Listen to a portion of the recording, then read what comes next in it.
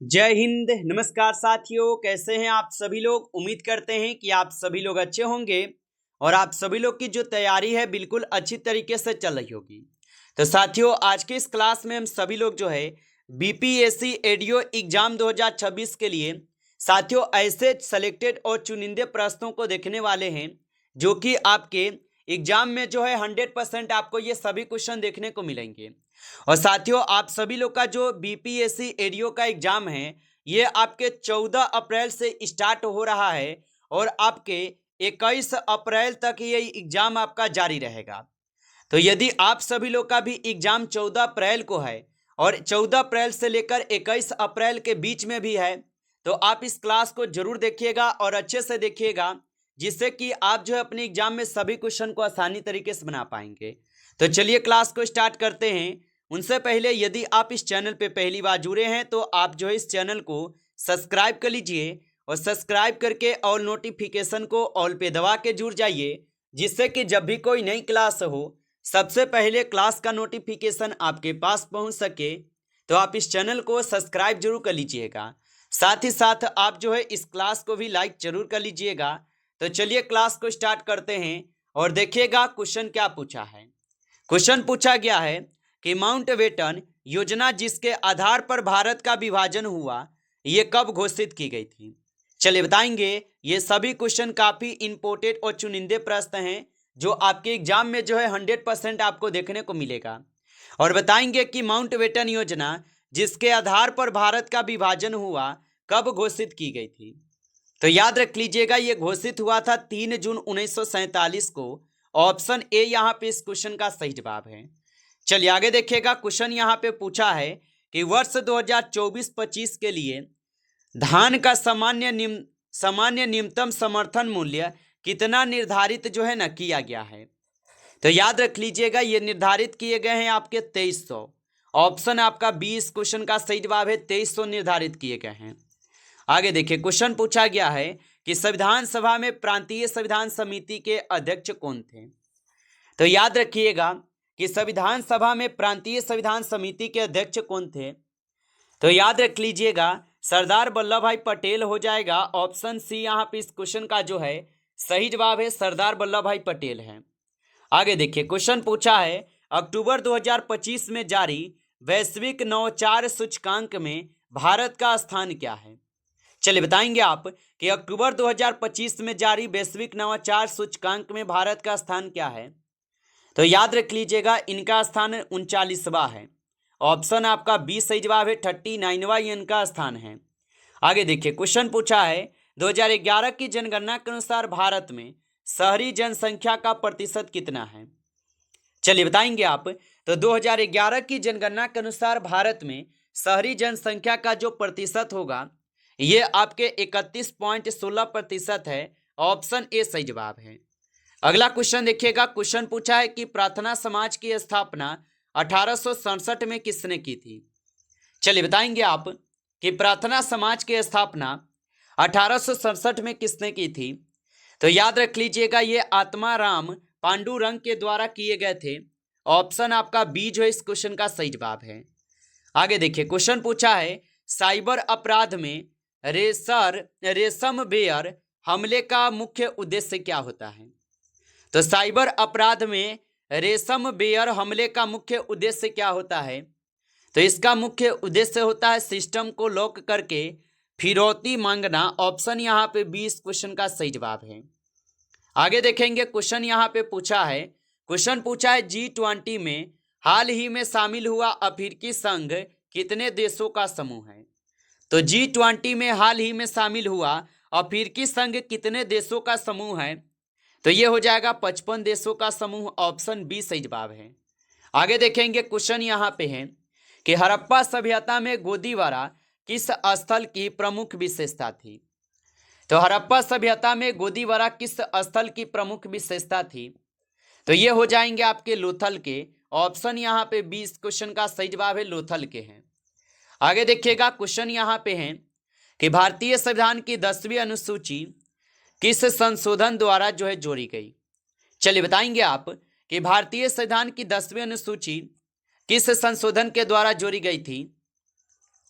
तो ये जोड़े गए थे 52वां संविधान संशोधन के द्वारा। ऑप्शन यहाँ पे सी इस क्वेश्चन का सही जवाब है। आगे देखिए, क्वेश्चन यहाँ पे पूछा गया है। क्वेश्चन क्या है कि पीएम विश्वकर्मा योजना के तहत कारीगरों को कितने प्रतिशत ब्याज दर पर ऋण उपलब्ध कराया जाता है। तो पीएम विश्वकर्मा योजना के तहत कारीगरों को कितने प्रतिशत ब्याज दर पर ऋण उपलब्ध कराया जाता है। तो ये कराए जाते हैं 5% पे। ऑप्शन आपका बी सही जवाब है।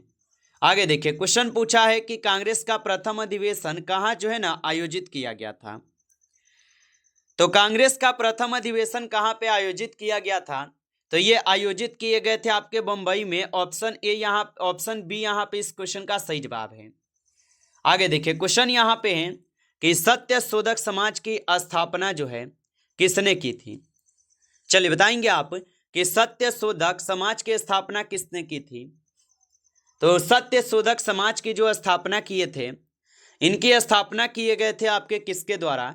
तो ज्योतिबा फूले के द्वारा। ऑप्शन बी सही जवाब है, ज्योतिबा फूले। आगे देखिए, क्वेश्चन है भारत शासन अधिनियम 1919 और किस नाम से भी जाना जाता है। तो भारत शासन अधिनियम 1919 को और किस नाम से जाना जाता है। तो इसको जानते हैं मॉन्टेग्यू चेम्स सुधार अधिनियम के नाम से। ऑप्शन बी सही जवाब है, मॉन्टेग्यू चेम्सफोर्ड सुधार अधिनियम के नाम से जानते हैं। आगे देखिए, क्वेश्चन है कि हरित क्रांति शब्द का सर्वप्रथम प्रयोग किसने किया था। तो हरित क्रांति शब्द का सर्वप्रथम प्रयोग किसने किया था। तो ये प्रयोग किए हुए थे आपके विलियम गॉड। ऑप्शन आपका बी सही जवाब है, याद रखेंगे। अगला क्वेश्चन देखिएगा। क्वेश्चन है कि आसियान में कुल कितने सदस्य देश हैं। चलिए बताएंगे आप कि आसियान में कुल कितने सदस्य देश हैं। तो याद रख लीजिएगा, आसियान में जो है कुल 10 हो जाएंगे सदस्य देश। ऑप्शन बी सही जवाब है। अगला क्वेश्चन यहाँ पे है कि संविधान के भाग 3 को संविधान का क्या कहा जाता है। चलिए बताइएगा आप कि संविधान के भाग 3 को संविधान का क्या कहा जाता है। तो संविधान के भाग 3 को संविधान का मेगना कार्टा भी कहा जाता है। ऑप्शन आपका बी सही जवाब है, मेगना कार्टा कहते हैं, याद रखिएगा। चलिए आगे देखिएगा, क्वेश्चन पूछा है कि चोरी चोरा की घटना जो है ना कब हुई थी। चलिए बताएंगे कि चोरी चोरा की जो घटना हुई थी, ये घटना कब हुई थी।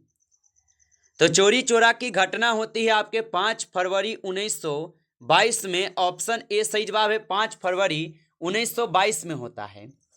आगे देखिएगा, क्वेश्चन यहाँ पे पूछा है। क्वेश्चन है कि विश्व मधुमेह दिवस कब जो है मनाया जाता है। चलिए बताएंगे आप कि विश्व मधुमेह दिवस जो है कब मनाया जाता है। तो विश्व मधुमेह दिवस जो है ये मनाए जाते हैं 14 नवंबर को। ऑप्शन ए सही जवाब है, 14 नवंबर को। आगे देखेंगे, प्रश्न पूछा गया है। प्रश्न क्या पूछा है कि पीएम डिवाइन योजना के लिए बजट 2022-23 से 2025-26 तक कितना जो है ना परिव्यय निर्धारित है। तो याद रख लीजिएगा कि पीएम डिवाइन योजना के लिए 2022-23 से 2025-26 तक कितना परिव्यय निर्धारित है। तो आप याद रख लीजिएगा, ये हो जाएंगे 6.600 करोड़। ऑप्शन यहाँ पे 20 क्वेश्चन का सही जवाब है। आगे देखिए, क्वेश्चन यहाँ पे पूछा है कि संविधान सभा में संघ संविधान समिति के अध्यक्ष कौन थे। तो संविधान सभा में संघ संविधान समिति के जो अध्यक्ष थे ये आपके पंडित जवाहरलाल नेहरू जी थे। ऑप्शन आपका बी सही जवाब है, पंडित जवाहरलाल नेहरू होगा। आगे देखिएगा, क्वेश्चन पूछा है कि कुल दाल उत्पादन में भारत शीर्ष राज्य कौन सा है। तो कुल दाल उत्पादन में भारत का शीर्ष राज्य कौन सा है। तो याद रख लीजिएगा, यहाँ पे हो जाएंगे मध्य प्रदेश। ऑप्शन आपका बी सही जवाब है, मध्य प्रदेश होगा। अगला क्वेश्चन है कि भारतीय राष्ट्रीय कांग्रेस के किस अधिवेशन में पूर्ण स्वराज का प्रस्ताव जो है पारित किया गया था। तो भारतीय राष्ट्रीय कांग्रेस के किस अधिवेशन में पूर्ण स्वराज का प्रस्ताव जो है पारित किया गया था। तो ये पारित किए गए थे आपके लाहौर अधिवेशन 1929 में। ऑप्शन यहाँ पे बी जो है इस क्वेश्चन का सही जवाब है, याद रखेंगे। अगला क्वेश्चन यहाँ पे है कि मौद्रिक नीति समिति की अध्यक्षता जो है ना कौन करता है। चलिए बताएंगे, तो मौद्रिक नीति समिति की अध्यक्षता कौन करता है। तो मौद्रिक नीति समिति की जो अध्यक्षता करता है ये आरबीआई गवर्नर करते हैं। ऑप्शन आपका बी हो जाएगा इस क्वेश्चन का सही जवाब, आरबीआई गवर्नर करते हैं, याद रख लेंगे। चलिए आगे देखिएगा, क्वेश्चन पूछा है राष्ट्रीय महिला आयोग की वर्तमान अध्यक्ष जो है ना कौन है। चलिए बताइएगा, तो राष्ट्रीय महिला आयोग की वर्तमान अध्यक्ष कौन होगा। तो यहाँ पे इस क्वेश्चन का आप सही जवाब करेंगे क्या होगा, तो रेखा शर्मा हो जाएगा। ऑप्शन ए सही जवाब है, रेखा शर्मा। आगे देखिए, क्वेश्चन पूछा गया है कि 2011 की जनगणना भारत का साक्षरता दर कितना था। तो 2011 की जनगणना के अनुसार भारत का जो साक्षरता दर होगा ये कितना था। तो याद रख लीजिएगा, ये 73.0% से लेकर लगभग आपके 74.04% के बीच हुए। ऑप्शन आपका बी जो है इस क्वेश्चन का सही जवाब है, याद रखिएगा। चलिए आगे देखिएगा, क्वेश्चन पूछा गया है हड़प्पा सभ्यता में ईंटों का अनुपात क्या था। चलिए बताएंगे आप, तो हड़प्पा सभ्यता में ईंटों का जो अनुपात था ये क्या था। तो आप याद रख लीजिएगा, इनका अनुपात हो जाएगा आपका 4:2:1। ऑप्शन यहाँ पे जो है 20 क्वेश्चन का यहाँ पे सही जवाब है, याद रखेंगे। चलिए आगे देखिएगा, क्वेश्चन यहाँ पे पूछा है कि प्रधानमंत्री जन धन योजना का आदर्श वाक्य क्या है। चलिए बताएंगे आप, तो प्रधानमंत्री जन धन योजना का आदर्श वाक्य क्या हो जाएगा। तो याद रख लीजिएगा, इनका आदर्श वाक्य जो होगा ये आप सभी लोग का मेरा खाता भाग्य विधाता। ऑप्शन यहाँ पे 20 क्वेश्चन का सही जवाब दिए गए हैं। आगे देखिए, क्वेश्चन पूछा गया है कि वेदों की और लोटों का नारा किसने दिया था। चलिए बताइएगा आप कि वेदों की और लोटों का नारा जो है किसने दिया था। तो याद रखेंगे, वेदों की और लोटों का नारा जो है दयानंद सरस्वती के द्वारा दिए गए थे। ऑप्शन आपका बी सही जवाब है, दयानंद सरस्वती दिए थे। अगला क्वेश्चन देखिएगा, क्वेश्चन है कि अंतिम सरकार में खाद्य एवं कृषि मंत्री कौन थे। तो अंतरिम सरकार में खाद्य एवं कृषि मंत्री कौन थे। तो याद रख लीजिएगा कि अंतरिम सरकार में जो है यहाँ पे हो जाएंगे doctor Rajendra Prasad. Option A सही जवाब है, डॉक्टर राजेंद्र प्रसाद। आगे देखिए, क्वेश्चन पूछा गया है आपसे, क्वेश्चन क्या पूछा है कि भारत में गरीबी का आंकलन किस संस्था द्वारा जो है किया जाता है।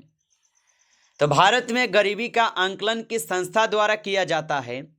तो याद रख लीजिएगा, नीति आयोग के द्वारा की जाती है। ऑप्शन आपका जो है 20 क्वेश्चन का सही जवाब है, नीति आयोग के द्वारा। आगे देखिएगा, क्वेश्चन है विश्व बैंक के मध्य अजय बंगा भारतीय मूल के किस समुदाय से हैं। तो विश्व बैंक के अध्यक्ष अजय बंगा भारतीय मूल के किस समुदाय से हैं। तो ये हो जाएंगे आपके सिख समुदाय से। ऑप्शन ए सही जवाब है, सिख समुदाय से हैं। नमस्कार साथियों, इस क्लास में आपके टॉप 35 क्वेश्चन थे जो काफ़ी इंपॉर्टेंट और चुनिंदे प्रश्न थे ये सभी क्वेश्चन। साथियों, यदि आपको क्लास अच्छा लगा हो तो आप इस क्लास को लाइक कर लीजिए। नए जुड़े हैं आप इस चैनल पे तो आप इस चैनल को सब्सक्राइब करके और नोटिफिकेशन को ऑल पे दबा के आप जुड़ जाइएगा, जिससे कि जब भी कोई नई क्लास हो सबसे पहले क्लास का नोटिफिकेशन जो है आपके पास पहुंच सके। तो आप इस चैनल को सब्सक्राइब जरूर कर लीजिएगा। और साथियों, आप लोग कमेंट में ये जरूर बताइएगा कि आपका एग्जाम जो है ये कौन से डेट पे पढ़ रहे हैं और कौन से शिफ्ट में होगा। आप जरूर कमेंट करके बताइएगा, जिससे कि आपको एग्जाम से पहले कुछ इंपॉर्टेंट क्वेश्चन और टॉपिक आपको बता दें। तो आप जरूर कमेंट करके बताइएगा। चलिए फिर मिलते हैं आपसे एक नेक्स्ट टॉपिक के साथ नेक्स्ट क्लास में। तब तक के लिए जय हिंद, जय भारत।